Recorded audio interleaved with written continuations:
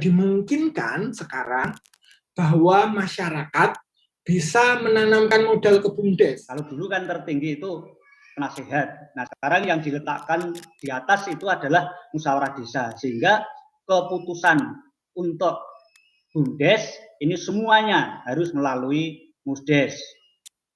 Bukan 100% kewenangan kepala desa. Ini harapan kita nanti akan menguatkan pengurus BUMDes tidak terdampak terhadap politik lokal. Ada penegasan bahwa penyertaan modal itu diberikan selambatnya 3 bulan setelah dimusdeskan.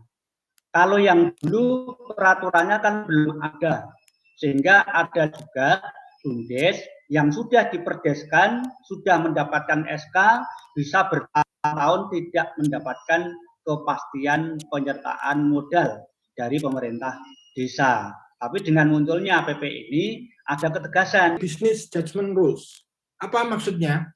Jika para pelaku BUMDes melakukan sebuah tindakan dan kemudian menyebabkan kerugian terhadap BUMDes, maka itu dihitung murni sebagai kerugian BUMDes secara kelembagaan, bukan dihitung sebagai kesalahan individu, dan individu terlindungi dari jerat proses hukum.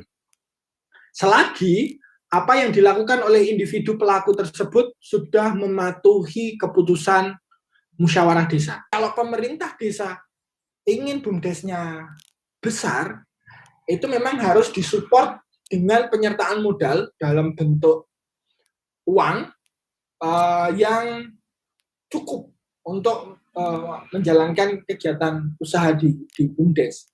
Kalau hanya didirikan, kemudian hanya ada penyertaan modal 25 juta, 50 juta, ya jangan berharap akan menjadi BUMDes yang besar gitu.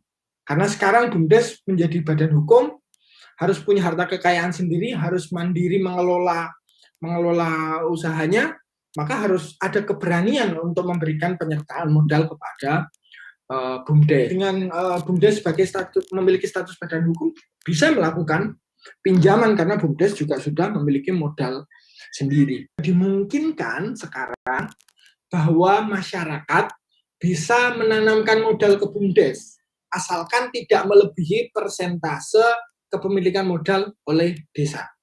Jadi misalnya jadi 70% milik desa, 30% milik masyarakat. Siapa masyarakat yang bisa menanam modal ke BUMDes? Ini sangat longgar. Bisa individu per individu di dalam desa itu, atau bisa pula lembaga-lembaga ekonomi di desa.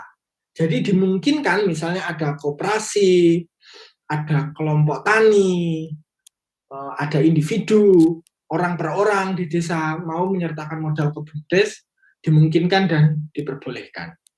Sehingga ada rasa kepemilikan. Memberikan fasilitasi ruang yang begitu luas bagi pengembangan BUMDes. Untuk itu kesempatan ini saya kira harus dimanfaatkan betul oleh BUMDes dengan adanya badan usaha dan juga berbadan hukum. Karena kalau sudah badan hukum, artinya kita bisa melakukan aktivitas dalam bentuk apapun, baik itu dengan aset yang ada maupun juga dengan kerjasama dan kemitraan dengan para pihak. Karena ini sudah diberikan fasilitas yang memang bisa digunakan untuk mengembangkan dan juga untuk memberikan ruang untuk kesejahteraan masyarakat yang lebih luas.